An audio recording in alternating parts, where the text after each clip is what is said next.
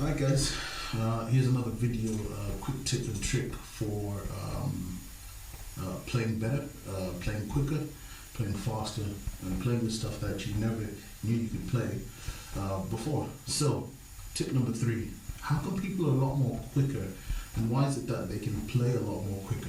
I pick up their bass guitar, it's easier to play. Is it because of that brand of bass, or is it not?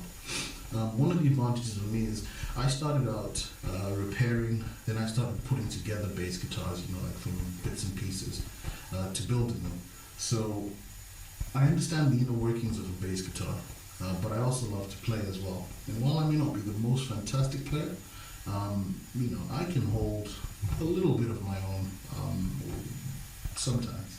But one of the things I appreciate from all the maintenance and stuff that I do on people's basses and my own, all 11 of them, is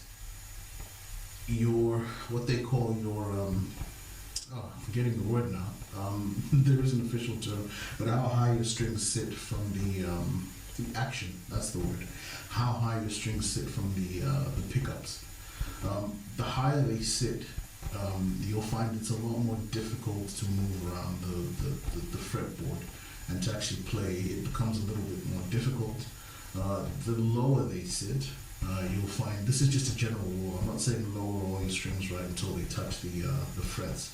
I'm just saying the lower they sit, the easier it is to actually play, because your hands don't have to press too much to actually get the sound you're looking for. So that's an advantage. However, you'll find when you come to things like doing slap bass, for example, if they sit pretty low, it means you have to get it nice and tight, and that may not be the easiest thing for a beginner. But when you come to sort of doing fingerstyle bass, then yeah, it's brilliant. So there's a lot of pros and cons there are a few pros and cons to consider. But just understand, if you have really, really high action, your strings really sit far from your pickups and your fretboard, there are loads of videos online, or you can take it into a shop and just get them to lower the action for you. Play around with it whilst you're there, see if you like it. If you want it a bit lower, if it can go lower, ask them to lower it again until you're happy. And then you'll find that will improve the sound of your bass. And it's all these little tips and tricks that nobody ever talks about that actually make you a better player. I'll give you one last tip with regards to lowering your strings. Whilst it's easier to play slap bass with, or what do they call it, something, slap bass with your strings a lot higher, it makes it easier to play it. It actually sounds more better when the strings are lower when your action is lower. So for example, I was back before I did anything to do with repairs or anything, I was trying to learn how to do slap bass, and I was struggling to get the slap bass sound, even though I was following all the techniques from all the videos. Until one day a friend of mine was bragging about how he'd lowered his action and changed his action, and we had the same bass. So I did the same thing, and I changed my action, made it a bit lower, went to do slap bass.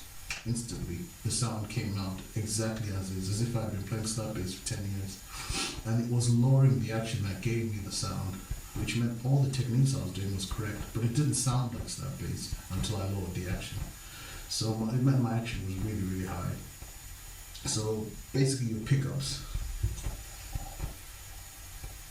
are the microphones. And if the microphones are too far away from the strings, there you have it. It won't pick them up as well. So that's something to take into consideration. Obviously, if you have really decent pickups, like really expensive ones, then